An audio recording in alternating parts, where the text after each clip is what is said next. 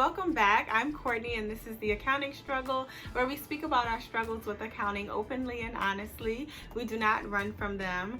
And so that's what we're going to do today. We are going to speak about struggles with accounting and we are not going to run from them, although this is probably a conversation that will be uncomfortable for some. We're going to have it anyway. Now's the time. So as you all may have noticed, don't know when you're clicking on this video, it could be years down the line, but right now in June of 2020, we are, as a nation, as a world, we are just all sitting and kind of discussing race and things surrounding race and just having difficult conversations.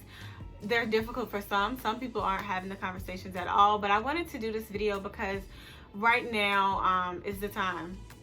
So I feel like I would be super remiss if, as a person who made an entire channel about dealing with struggles in accounting, things that are not my channel is the opposite of like how to be number one at your job and how I passed the CPA exam in one try and like how I'm like the top excellence of everything. That's not what this channel is. This is about like, yeah, it's hard, huh? Yeah, I know, it's hard for me too. And let's talk about it. So that's what the whole purpose of The Accounting Struggle is.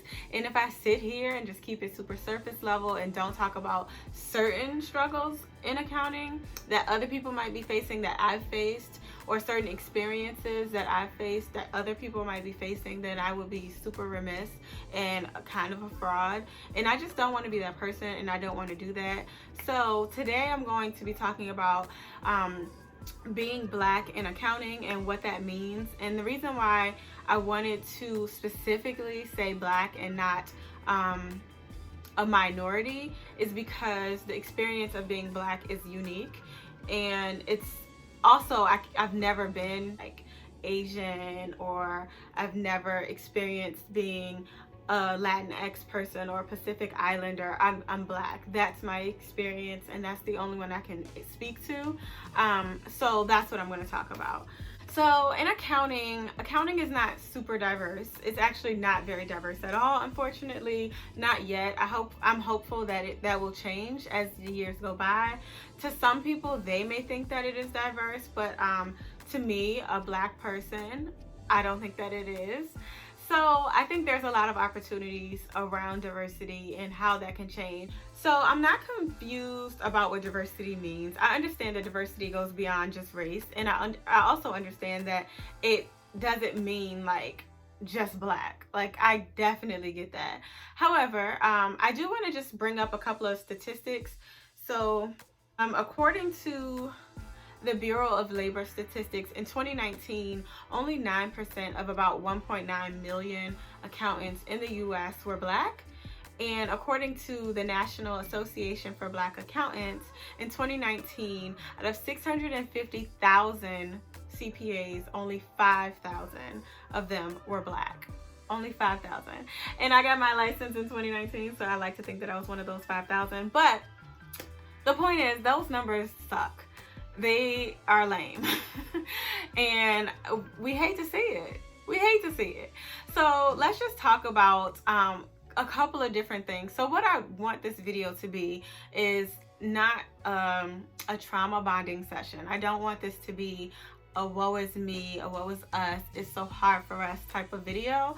I really just want to have conversation around some of the main things that speak to the Black experience in accounting, and give you some insight on, like, I will discuss how I wish I would have handled certain situations or scenarios, and maybe give you some insight on what you could do going forward, and also shine a light and have this conversation for all those who may be watching who are not Black, who might be able to learn and take something away from this. Learn something from this.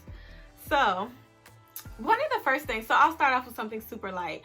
It's something that may sound very petty to a lot of other people, but it's an experience that I am certain is not unique to just me. All of the Black accountants that I've ever talked to have had some type of like, type of moment surrounding hair.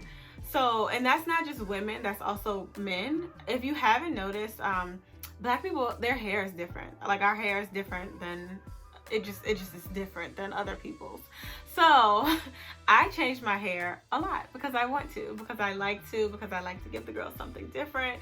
So today I have braids, but if you watch my other videos, normally I have a short curly afro. That's my natural hair. That's how it grows literally from my head. So when it comes to hair, that's usually a huge topic of discussion. It can almost feel like your hair is a bit of a spectacle. In my experience, I'll say I'm not super sensitive about my hair. Other black people literally stop me on the street like, oh my God, I love your hair. What do you use? So it's not like I'm offended when people ask me about my hair. So here's the thing. I'll come to work with my real hair on Friday, short, like right here, my real hair. And then on Monday, the next week, after the weekend, I'll have braids literally down to like my butt. And people will be like, oh, your hair, it grew so much. Did it, like, how did you, is that your real hair? Now sis, you know that's not my real hair. You know it's not. I know you know it's not. You're a CPA, you're very smart. I know that you know it's not my real hair. But people do ask you things like that. People will say like, I had a manager who came to work one day and his hair was blonde, and he's black. And black people do grow blonde hair naturally. That is a thing. Just want to put that out there. But he is not one of those black people. And he dyed it like platinum blonde. And he was giving us a Cisco moment, and I appreciated it. I loved it. I stand. However, a lot of people were like, oh, your hair, it's different. Oh wow. And I could see why people might have like a little bit of shock around it, but it was like, so what color are you doing next? Is it going to be blue next week? Is it going to be red next week? And there was just so much conversation around it, and I almost felt like, oh, I should really say something. I want to take up for him. This is such an awkward moment, but I didn't. And he just kind of like brushed it off, like, yeah, I might dye blue next week, you know. And I felt like that's one way of handling it. But basically, when you're in those situations and you're faced with this confrontation about your decision choices surrounding the styles you choose for your hair, it places this burden on you not to make the other person who is confronting you feel awkward. So if they go up to you with their hands out and they're about to touch your hair, or if they ask you, is that a weave? Is that your real hair? They are the ones confronting you.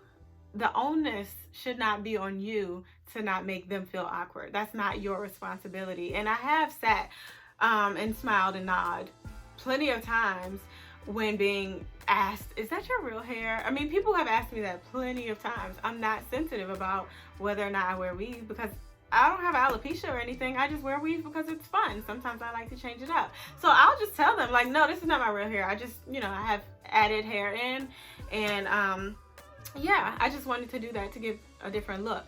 So for me, it's not like heartbreaking, but it is times where I'm like, I wonder why you felt like you had the right to ask me that.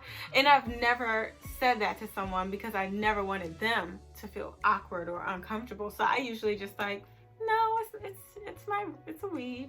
And I feel like I would do that differently now. If someone were to ask me, I'm working from home, so no one is able to see, you know, the goddessness that I'm giving them right now. But if I were at work and I went to work on Monday and somebody was like, oh, your hair, is that your real hair? Is that all your hair? I would just say, no, it's not. And then I would just stop. That's it. I'm not going to tell you anything else about it. And if you feel awkward now because of it, that's not on me. That's not my responsibility because you brought it up. And so that's not to be nasty or petty at all. That's just how I would deal with it going forward, because yeah, this is we don't need to be having full-blown conversations about whether or not I'm wearing weave. I just don't think that's a thing that we need to do. And so I'm not going to do it anymore. So that's where I am with it. I hope that if you are confronted with that, you would, you know, address it in a way that is not defensive or unprofessional, but just, you know, if they feel awkward for 2 seconds about it, they'll get over it. They'll be fine, I promise. So the other thing that I want to say around that is, fortunately for me, I've worked for companies that have been, the policies around hair have never been written in a way where it's like, you can't wear braids or you can't wear, it's never been discriminatory, and I'm very fortunate for that. I know that's not the case for everyone. So if you work for a company that is policing your hair and telling you you cannot have locks, you cannot have braids, you cannot wear blonde hair, I think that's ridiculous, and I would speak to HR about that. But that's just me. I think that that's what you should do if you work for a company like that. And those are the types of things you want to be asking in interviews. Not like, so you think I can wear braids? Like, definitely don't go there. But I would ask, you know, what type of inclusivity is, you know, just ask about the diversity and the inclusion policies and initiatives, and ask the questions of the things that are going to impact you. And if hair is going to impact you, that's something you should discuss and ask when you are signing on, because you have to work here and you have to see these people, and you should not be out here wearing bad hair because you don't want to, you know, ruffle feathers at work. That's weird. Get your styles that you want, that you know are expressive and amazing, and go forth and prosper.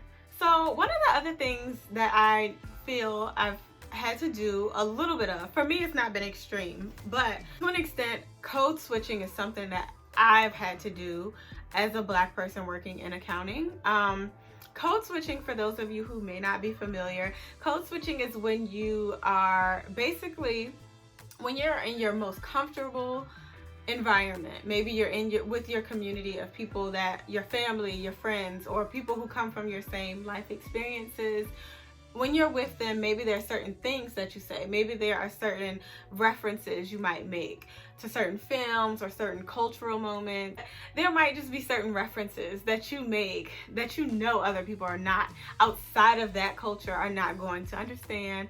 Or yeah, so you switch when you're with that at work. It's not that you're being fake, but you switch, and this is now the code that you're in, and you abandon some of those cultural references, you abandon some of those certain phrases or certain things that you would typically say, and you're switching over.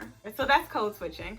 So there's a video, I think Jordan Peele was playing Barack Obama in like I think it's some comedy special or something, and he's going around and he's shaking everybody's hands. So everybody's in a circle, and it's like all these white men, and he gets to the Black person, he's like, brother, give me some love, daps him up, and they have like this exchange that was very different from the exchange that he had with the other non-Black people. And that would be a form of code switching. So like, if you have that one Black partner that when you see them, y'all dap, you're like, oh, what's good? I don't know that you should be doing that at work, but you know, whatever. If it's a thing that's cool with both of y'all, then yeah. But then you don't do that when you're like, you're not gonna dap up the like managing partner who is an 80-year-old white man. You probably wouldn't do that. So that's code switching. People call it having a professional voice, and I don't think that we should do that. I think that whatever your voice is, that's the voice that you should speak in, and that's the tone that you should have. Despite the fact that I am obviously educated, if I work here, you know, if I'm a CPA, I probably have a little education, and I probably know that this is not a proper saying.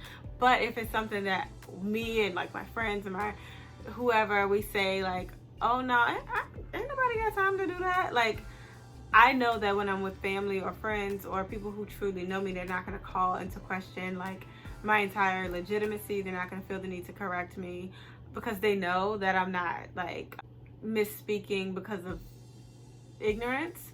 But I don't know that I would be given that same level of benefit of doubt at work. There is a certain level of professionalism that needs to be had in the workplace, obviously, but that's not what I'm speaking to. So I'm not saying like you should be cursing, and like although cursing is rampant in accounting, don't let anyone tell you different.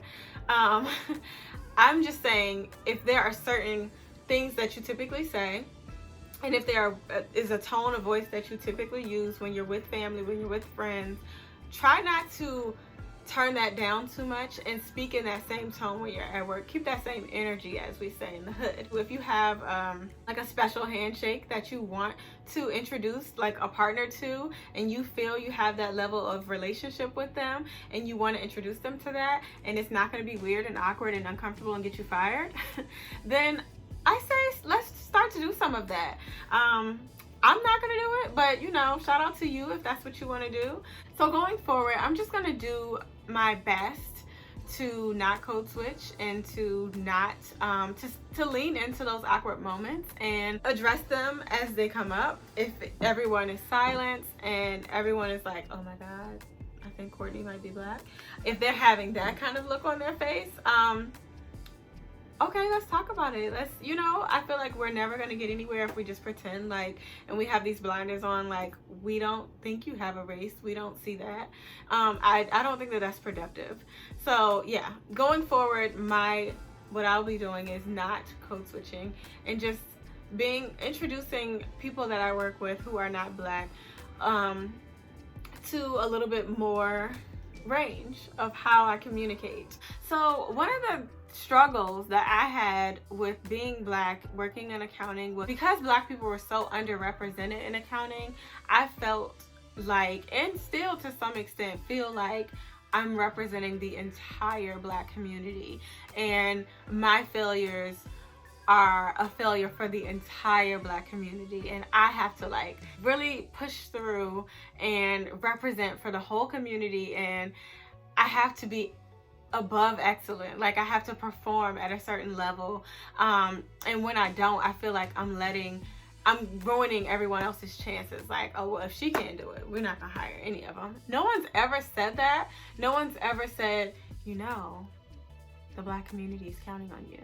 But I feel that way because I have to think that if there's 5 people here, if there's 80 people or 100 people in this office, if there's 200 interns and 5 of us are black, I have to think to some extent that there's some type of bias when it comes to recruitment, and I want to I felt this pressure to like prove wrong. No, let me show you. Look, we can do this too. That probably is way too deep, but yeah, I feel this extreme and enormous pressure to perform at a certain level because I'm black, and I want to I feel like I don't get to mess up and be bad at this, because then no one else will be able to have a chance. And no one told me to have that pressure. No one put that on me. I don't know where it came from. I don't think I intentionally put it on myself, but it is there and it exists. And I don't think that I'm the only person who feels that way. But yeah, that's something that I really, really struggled with in the beginning when I first started out in accounting. I felt like, because I wasn't catching on fast, I'm generally just a slow learner. That's just who I am. But I wasn't catching on, and I wasn't grasping concepts, and I wasn't performing extremely well, which is one of the reasons why I started the accounting struggle. But I felt like, okay, they're gonna think I'm dumb. They're gonna think all black people are dumb. I know that sounds really ridiculous, and again, I want to be very clear and go on record and say no one has ever indicated to me, oh, y'all black people are really dumb. No one's ever said anything like that, but I felt that way. Certainly no one has ever said like, okay, so you're our diversity hire and you're the one, so if you do well, then we'll see how it goes. Like, literally, that was never a conversation that happened. It just is how I felt. And I think, again, it's just due to the lack of representation. I think you never have to question those types of things if you're represented in management, and if you're represented at every level of the company. You would never call into question something like that, like, ooh, am I gonna mess it up for the other people behind me? You just wouldn't think of it that way. Or thinking about like being promoted and being able to move up, you wouldn't even think like, do I have a chance at growing? If you can see that is a possibility, and when you can't see it, it's something that is easier to question and wonder about. So I just remember feeling this great sense of responsibility, and to be honest with you, I still kind of feel that. I feel that as a black accountant, I feel that I have a responsibility to do well, and I feel like whether I want to or not, I am representing the people who are not here, the other students who are going to be at the recruiting events, the other students who are to come in the future. So I feel that that's a thing, even if I don't want it to be. It just feels that way. I hope I'm wrong, but I don't know that I am. So that's something that I always keep that in mind when I'm working. I always try to keep that at the top of mind. Like, I'm always trying to be conscious of that, and I'm not trying to put that pressure on anyone else. I'm not saying that you're not allowed to make mistakes or not do well or anything like that. But if you're one of the few people in your office or in your company that is Black, do keep in mind that you are representing the community. You're representing all the other people who are not there. So if there are 75 white people, they can see the range. Like, these are all very different white people. This is a diverse group of white individuals. They're not all the same. People can see that very clearly because there's enough of them to be able to tell. But when there's like one or two, it's hard maybe for some people to see that you're not a monolith and you are the representation. So if there isn't a great deal of representation of Black people in your profession or in your company, and you know that that's something that you would like to see change, I want to be careful not to make it seem like it's your responsibility to change the face of this company. God knows that is not what I'm saying. But I do think that that is something that you should consider in everything that you do. When you are at work, when you're at work events, when you are doing things that are related to accounting, that is just something that you should consider. Like, that's one of the reasons why I'm making this video, is because it's not like I just have an accounting following on social media. I know that a lot of those people are Black. I mean, I know I get a lot of comments like, oh my God, it's so great to see someone who looks like me. This is so inspiring. And so I feel like I have this responsibility to make sure that I'm representing well. So so that's just something that I consider in everything that I'm doing. And I wish I didn't have that pressure, and I try not to make it too overwhelming, but it is my reality, and that's just how I feel. Let me know in the comments if it's just me. I want to know if other people have that same feeling, because I hope that it's not a worldwide thing, but it probably is. I have a very bubbly personality. I'm a people person. I'm usually a pretty happy person. I'm not someone who's like moody or I'm very inviting. I'm very welcoming and very inviting, and that's my normal attitude. In work, outside of work, generally speaking, I'm easygoing, easy to talk to, could talk to literally anyone that I come in contact with type of person. But I have bad days, and working in accounting, so I don't know about where y'all work, but in all the accounting jobs that I've had, language is very colorful.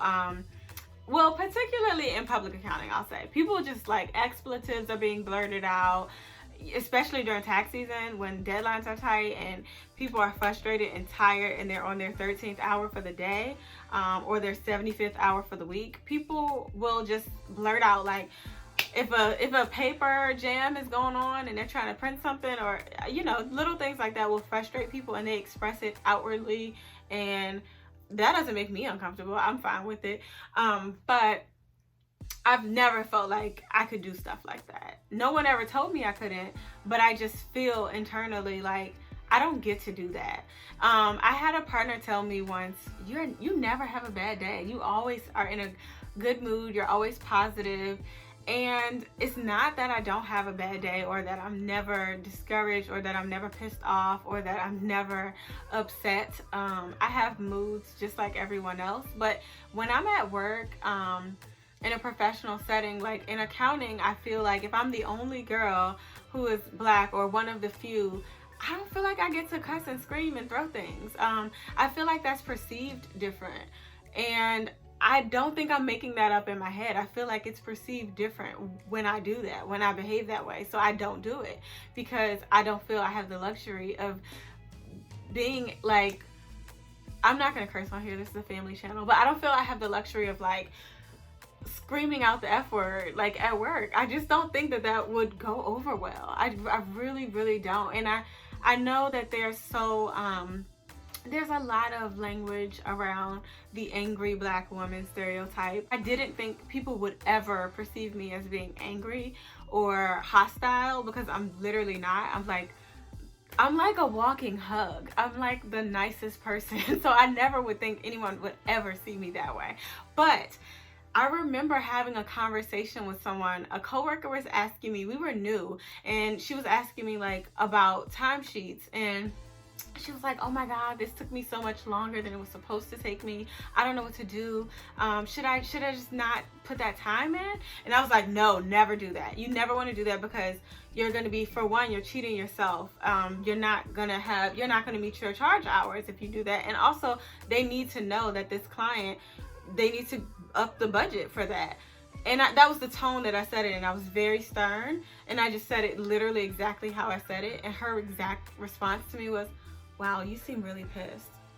And I just remember being so confused. Like, have you ever seen a pissed off person? Because it wasn't what I just did.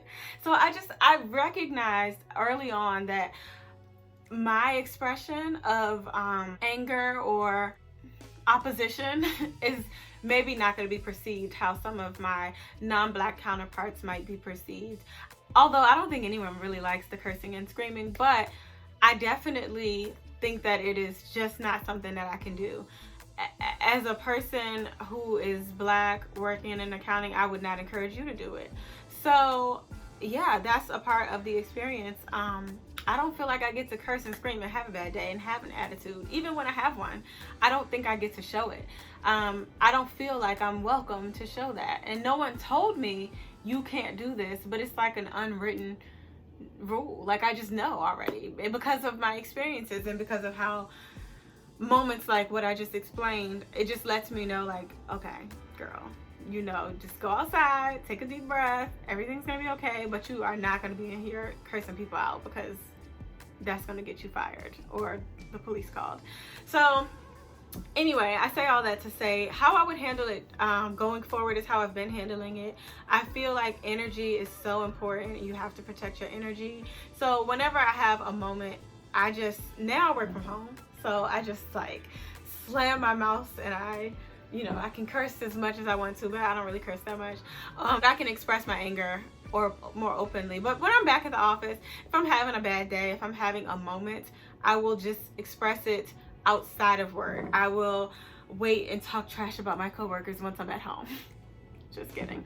But no, I'll just express it like outside of work, because I don't feel like I can do that at work. I just don't. And if someone proves me differently, maybe I'll feel that way. But again, I don't want that to be my brand either. I don't want to be the person who is like snapping at work. That's not really my thing. So that's that. So I've talked a little bit about a few instances or a couple of examples of like that speaks particularly to, I don't want to call them Black struggles, because me having to explain whether or not I'm wearing weave is not really a struggle, but things. So of course there's things that are more overt. I haven't personally dealt with like overt racism at work. I haven't. I don't think I've worked with any racist people at work.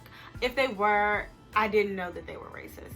I've definitely dealt with people who come from a far more privileged background than I did, who would just not be able to relate to a lot of experiences, and people who had extremely different beliefs than I did, but no one's ever made me feel, I've been fortunate enough not to feel marginalized in that way. Like, if everybody's asking people, hey, we're going to lunch, do you want to come? They never skipped me. I always was asked to go to lunch, or I was always asked to go to Starbucks or whatever. I've never felt like people didn't want to be around me or they didn't want to be seen with me. That wasn't the thing.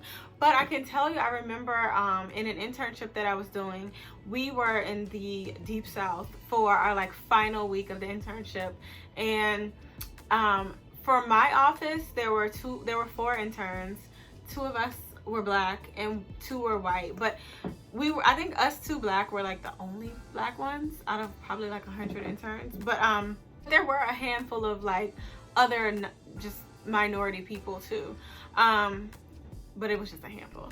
So yeah, I remember us being at this like mixer or this happy hour, and he and I, we were like always walking everywhere together, and like we hung out the whole time, because that was like right after the Charleston shooting, and I think we both had this understanding of like, okay, you okay, you good, you safe. I think we just had like this unspoken like, energy between us about like we got to look out for each other. So we walk up to the bar and we're like maybe the second or third people in line, and then there's this huge line behind us of all the other interns.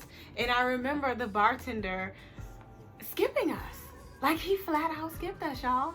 We got up to the bar, and it wasn't like a straight line, but you know, at a bar, it's like, it was a short bar where like 2 people can stand in front. It was, you saw us. Like, I know you saw us. So he saw us, we got up to the bar, and he just started asking the people behind us. Like, they weren't like super behind us, but they were like right here, like, but obviously not next. And he took about 5 or 6 more people, and then he asked us, what do you want to drink? And he was so nice. He was so nice that it made it like, okay, well, maybe we're tripping. Did we get skipped? Maybe we didn't get skipped. Like, we started questioning it, and we had this exchange, he and I, like, did this man just skip us? So there are those moments where you will question, like, is this happening because I'm black? Or is this just happening because I didn't perform? Like, you will have moments where you question, is it because I'm black? I definitely have had those moments. Again, I can honestly say I haven't dealt with a lot of overt racism at work, not in accounting. I've worked many jobs, but in accounting, I haven't dealt with anything like that. That was the one scenario that sticks out to me in my mind. I've been fortunate in that way, but that doesn't mean that other people don't experience that. That's completely unacceptable if you do, and you definitely need to address it, and it needs to be addressed at the top level with HR, not with the person directly. So one of the biggest hurdles or themes, and probably the most relatable, because a lot of these have been things that are not like super difficult or like life-stopping things, but they're things that happen that maybe we deal with. But one thing that is a huge standout experience being black, working in accounting, working in a profession where you're not where you are the minority in a huge way, is when big political issues come up. Or so like if it's an election year, and this is not to indicate that all black people vote one way or the other, because that's absolutely not the case. But also when things that are tragic happen to black people and it's like super public, like for example, George Floyd being killed by the police in May 25th, 2020. I don't know when you're going to be watching this video, so I wanted to say the date. That just happened, and so that happened like a week ago, and everyone is talking about it. The whole world is up in arms, and it's like worldwide news. Everybody is protesting. Everybody is up in arms about it, rightfully so. It is super tragic, and that's something that like really hurt me. Like, watching that was devastating to me and very personal. And that is an experience that I don't think I share with my non-black counterparts at work. And so going to work after something like that happens, fortunately, I've been working from home, so I'm not facing people at work. But George Floyd is one of many, unfortunately. And I can remember going to work after like Philando Castile or Alton Sterling. There's so many names. There's too many names. And you just go to work and you feel, or I don't want to speak for everyone, but I feel this like, let me swallow this, because this is a my community type of issue, and no one here will understand or care. And it becomes kind of apparent that no one's thinking about this at work. When you get to work that Monday, if there's been like crazy outrage all over the internet, it's been at the top of your mind all throughout the weekend, and then you show up at work on Monday thinking like the world has a heavy heart because you do, and people are just like business as usual, like, hey girl, how was your weekend? That's when you realize, like, oh, okay, this is your experience. This is not everybody's not sad about this. And it's lonely. It's lonely, and it's also discouraging because you just feel like you have to like swallow that. You feel like you just have to like bottle up that like emotion and just not talk about it because you don't want to make other people feel awkward. Again, not your responsibility, but that's something that I feel like I've done many times. Like, well, I don't want to bring it up. I don't want to And for me, the big issue is always like, I don't want to discuss stuff like that at work because I don't want opposing views on something so sensitive to even be something that I don't want to give space for that. I don't want, there's things that we can debate all day. Human life for me is just not one of those things. Like racism is not one of those things. We can't, like, if you don't like Beyonce and you want to talk about that, we're gonna go back and forth about that, but not about like, should someone be choked to death in the streets. Like, I'll never be okay with something like that. And I don't want to look at you totally different if you say the wrong thing. Like, I can't come back from that. I can't unhear certain comments. And I just remember with like NFL protesting and like all the stuff that has been going on, there have been comments that have made me like uncomfortable, and just, I haven't been a huge fan.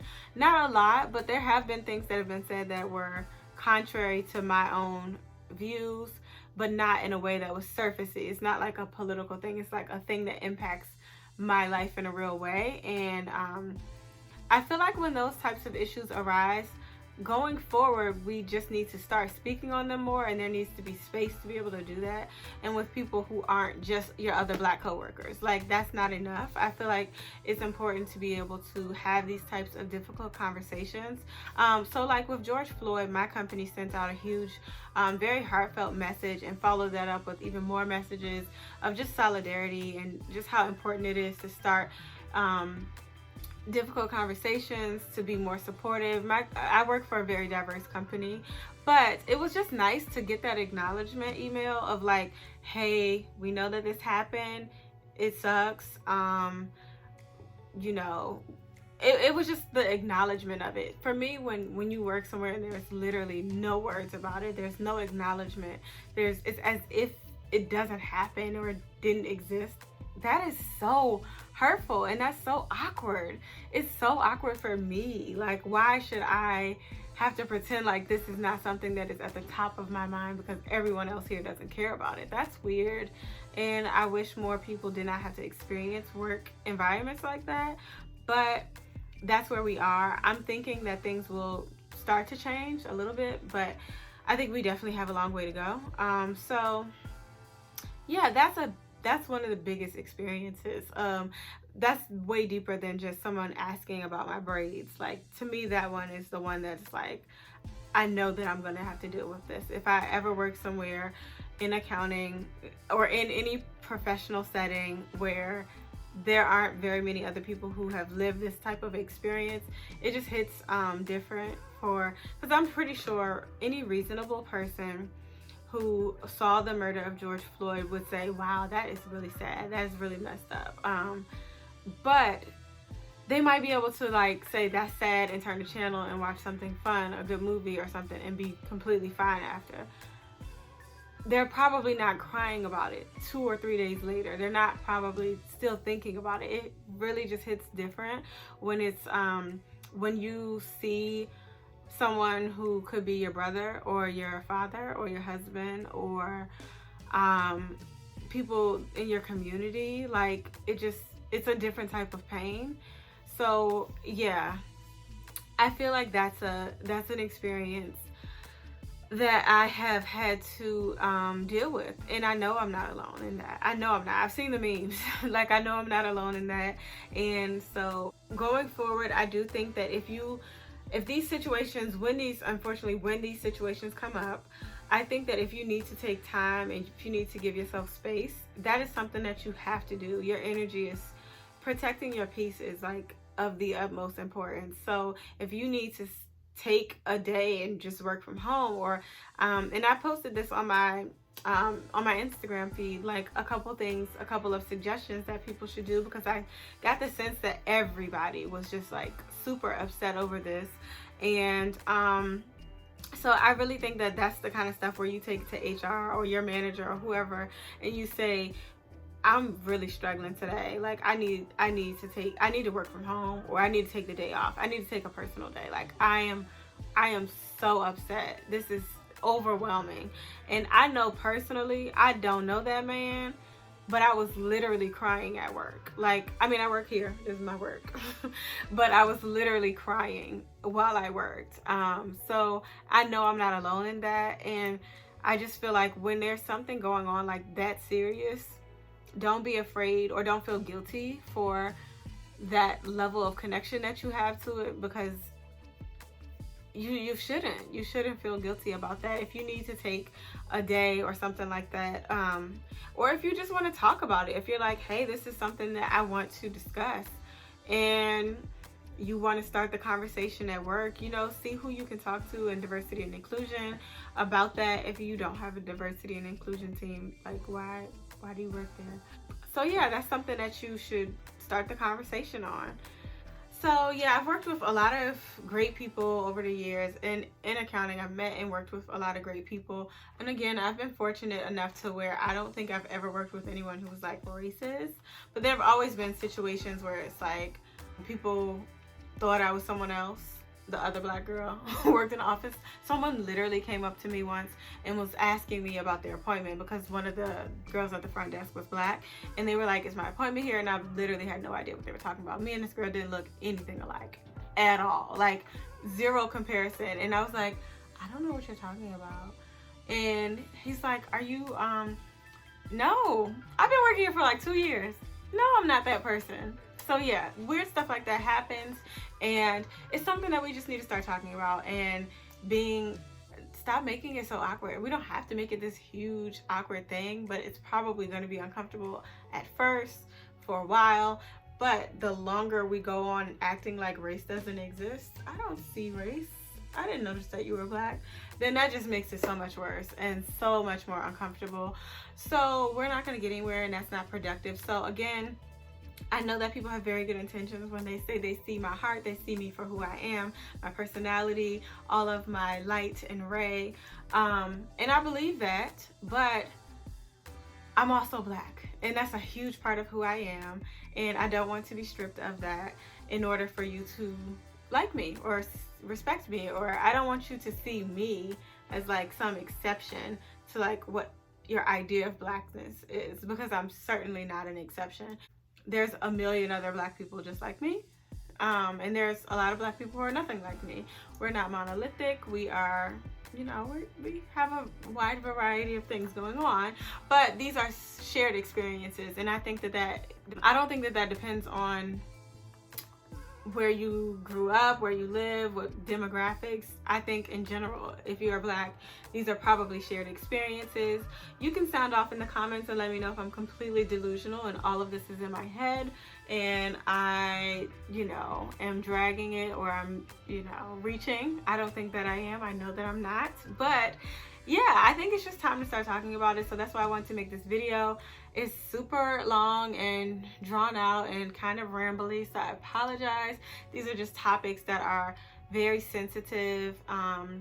Some of them are very sensitive. Some of them are like not that big a deal, but there are still things that are like, it would be great if we didn't have to deal with this. So yeah, I hope that this blesses someone, and I hope that this is informative and eye-opening and enlightening, especially to individuals who are watching this who are not black, who are like, oh wow, I didn't even know that was something I should be considering. Maybe I won't ask, you know, Monique about her weave tomorrow. So yeah, that's just some stuff that I think we needed to discuss, and I hope it's helpful. If you enjoyed this video, or if you got something, I should say, because this is not like an enjoyable topic, but if you got something from this video and you took something productive away from it, can you please give it a thumbs up? I would love to talk to you guys in the comments. This is kind of heavy stuff. I feel like we make it so much heavier than it needs to be. Facts are facts. Like, I am a black person. It shouldn't be awkward, but oftentimes it is. So we'll just start talking about it. I hope that this, you know, gets us somewhere. I hope that the country will start having these discussions. People will have them at home, at work, at every level, and we'll start to get somewhere. That's my hope. We'll see how it goes. But yeah, thank you so much for watching and sticking around to the end. This has been a lot. So yeah, I will see you in the next video. Bye.